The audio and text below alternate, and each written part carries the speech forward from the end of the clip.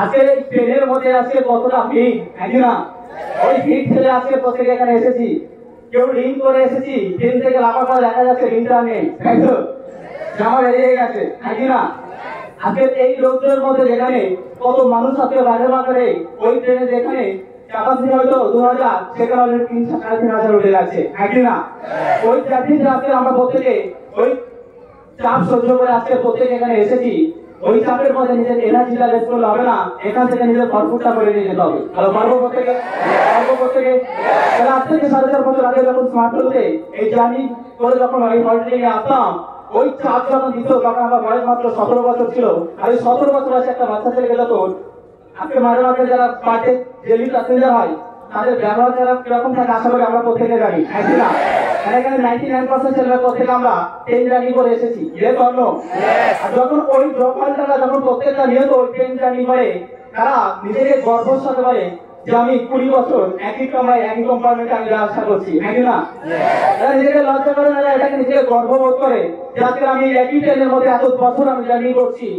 আর তুমি যখন ওই ট্রেনে ওই কামরাতে যখন তুমি দাঁড়াবে দেখবে ওরা ওখানে গোল পাক দিয়ে সবাই গল্প করবে, তোমাকে সাইড করে যায়, তাহলে এই যে এই জিনিসটা তাদের কাছে কিন্তু কোনোদিন তাদের কাছে কোনো মাইন্ডসেট আসে না যে আজকে আমি ট্রেনটা চলছি, কাল আমি ট্রেনটা চলবো না। এই মাইন্ডসেট নিয়ে তারা কোনোদিন কিন্তু ট্রেনটা জার্নি করে না, কষ্টটা করে না, নাকি না?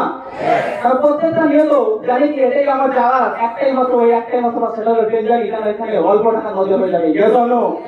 আজকে এখানে আমরা যারা বসে আছি ওই ট্রেনের কষ্টকে ওই ট্রেনের চাপ হয়তো আমাদের কাছে মনেই হতে পারে যে আজ থেকে 4.5 বছর আগে যখন জার্নি করে হলটে আসতাম তখন মনেই হতো যে আমি এতটুকু ছেলে এত কষ্ট করে আজকে এত দূর জার্নি করে যাচ্ছি।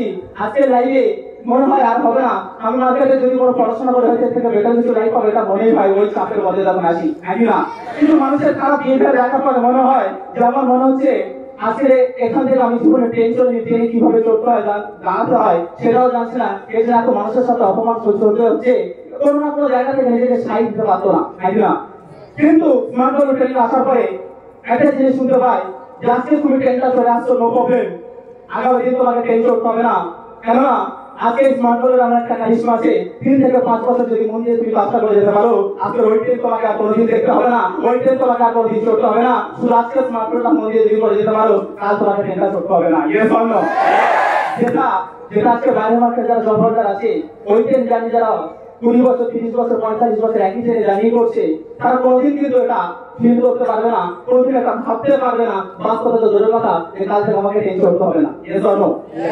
কিন্তু আজকে আমাদের কাছে এই কষ্টের টাইমটা আলাদা থেকে কিন্তু পার আমি করতে পারি, আলাদা থেকে আমি পার করতে পারি। তাহলে প্রত্যেকটা নিয়ত তোমার জীবনে স্মার্টফোন জার্নি পেতে যখন তোমার কোনো না কোনো কষ্ট দিন আসবে, কোনো না কোনো কষ্টের সময় যখন আসবে তোমাকে মাথায় রাখতে হবে আমরা স্মার্টফোন করছি প্রবলেমটাকে পার্মানেন্ট করার জন্য না, প্রবলেমটাকে চিরস্থায়ীর জন্য না, প্রবলেমটাকে টেম্পোরারির জন্য কিছু করার দরকার। আর আত্মীয়তা সারা জীবন পার্মানেন্টের জন্যই আমি স্মার্টফোনটা করছি, করা উচিত।